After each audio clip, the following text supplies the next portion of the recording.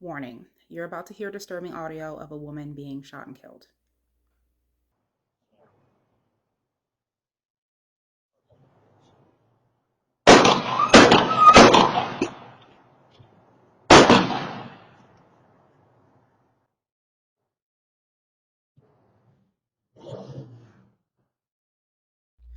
So that occurred on January 25th, 2019 in Tomball, Texas, and the victim's name was Elizabeth Barraza, who went by Liz. That footage was from her house's doorbell camera as she was engaged in the relatively low risk activity of setting up for a yard sale in her driveway at around 6:52 a.m. The vehicle that sped away like a bat out of hell was the suspect's, and it was identified as a 2013 or newer dark colored Nissan Frontier Pro 4X crew cab truck.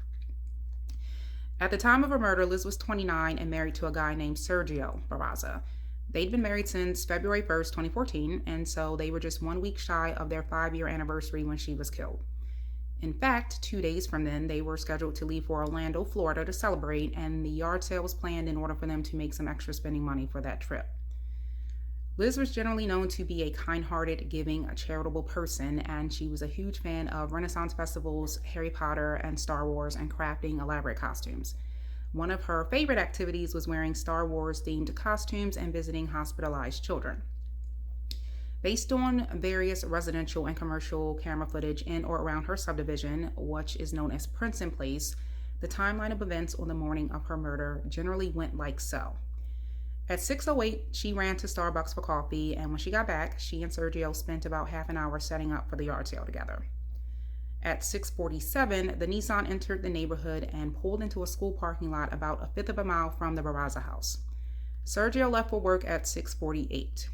At 6:52, the Nissan drove into Liz's block, did a three-point turn, and pulled up on the street behind her car. This is footage from a neighbor's camera across the street. Warning, once again, this will depict the murder, albeit from a distance. Looking in the upper right side of the frame, you'll see the suspect approaching Liz. And what this person was wearing is anyone's guess. Suggestions have included a trench coat or a bathrobe, possibly high boots, and long hair that could be natural or could be a wig. It's impossible to determine the sex. There's about 8 seconds of dialogue between them, which the Barraza camera captured, but nothing can really be made out besides Liz reportedly saying good morning. The suspect then pulled out a gun, shot Liz 3 times, and then stood over her after she fell to shoot her a final time. They ran back to the vehicle and peeled from the scene. Several neighbors heard the shots and started calling 911. A guy across the street actually saw the Nissan as it left the block. It exited the subdivision, but then did a U-turn and came back in, and this same neighbor saw it driving back past the scene about 2 minutes after the murder while he was still on the phone with 911.